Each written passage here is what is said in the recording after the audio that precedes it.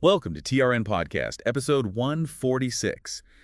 We heard from you, our listeners, about some recent disruption with Commerzbank's online banking services. Yeah, that's right. So our goal today is really to unpack what happened, what the bank actually said, and, well, what it all means for you as someone using online banking. Absolutely. It's definitely worth taking a closer look at these kinds of events.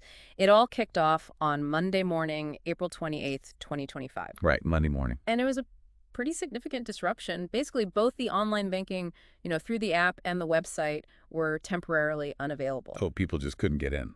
Exactly. Lots of users were reporting error messages when they tried to log in. It really makes you think about the stability of these systems. Well, Commerzbank did react relatively fast, didn't they? They put out an initial official statement. They did. Something like, looks like something went wrong. Yeah, it was pretty blunt.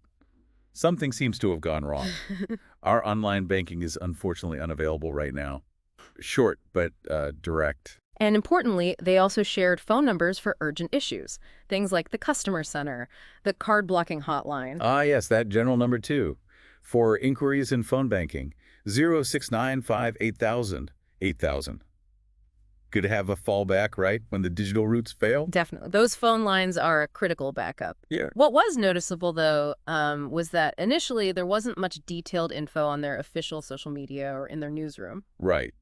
Which probably added to the uncertainty for people affected, wouldn't you say? I'd imagine so. It raises that question about communication, doesn't it? Why is quick, clear communication so vital for trust in these situations? That's a great point. Transparency builds trust, helps stop rumors flying around. Luckily, though, the outage itself was fixed pretty quickly. It was, yeah. By just after 10 a.m. that same Monday, reports indicated online banking via the app and website were working again. So a couple of hours, maybe. That's relatively positive, I suppose. Yeah, the speed of the fix is definitely a key point. It's also interesting to see how users themselves reacted and, shared information. You mean on those outage tracking sites? Exactly. Places like allestörungen.de and netzwelt.de saw a big spike in reports. People mentioning login issues, general online banking problems. And Netzwelt even confirmed they were seeing issues accessing the bank's website themselves, like a "this site isn't working" message. That's right. It shows just how widespread the problem was, at least for that period. Absolutely. And if you look at the breakdown Netzwelt gathered, the most common reported issues were login problems. Makes sense. Yeah, login issues were top, followed by general online banking problems, then app issues, then website access. It lines up with what you'd expect from this kind of system failure. Totally. Now, there was some speculation about the cause. Maintenance work was floated as an idea, although Commerzbank didn't officially confirm that at the time. Right. What are some typical reasons for these kinds of outages in complex banking IT systems besides scheduled maintenance? Oh, there could be various things.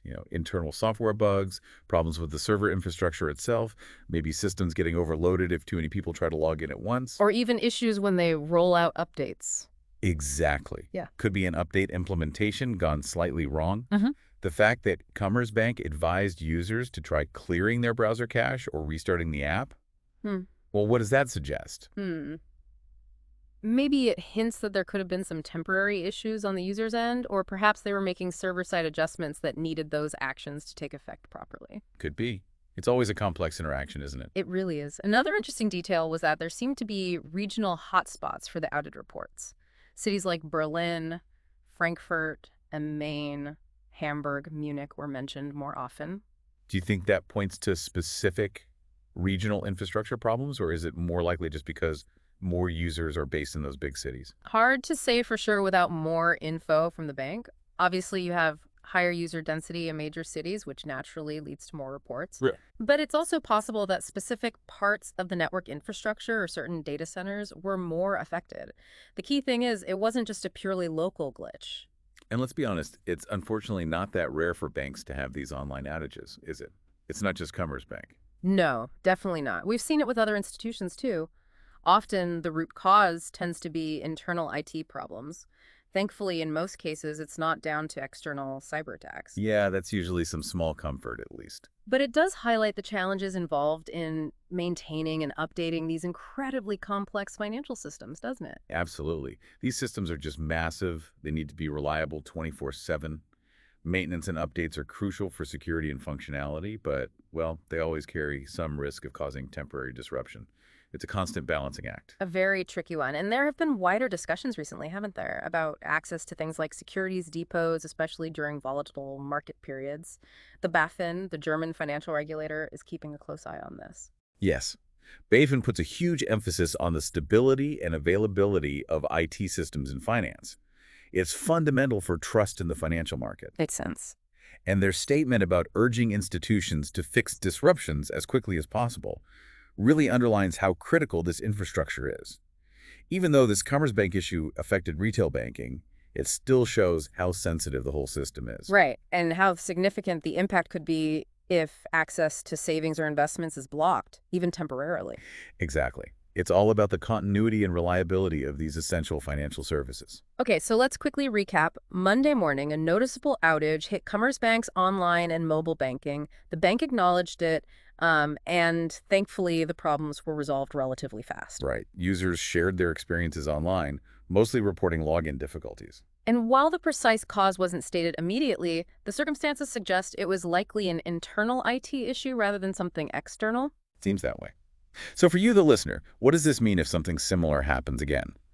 Well, first step is probably to check alternative access methods. If the browser isn't working, try the app, or vice versa. Good practical advice.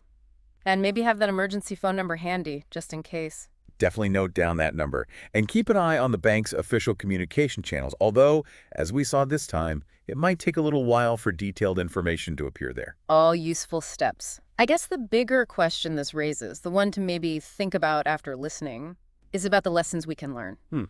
Well, given how much we increasingly rely on digital banking for, well, everything, how do we, as a society, ensure these background infrastructures are truly robust, and that communication during inevitable glitches is clear and efficient? That's a really important point to consider. What does that future look like and how secure is it? Something to ponder. Definitely food for thought. Well, thank you for walking us through all that, and thank you, our listeners, for tuning in.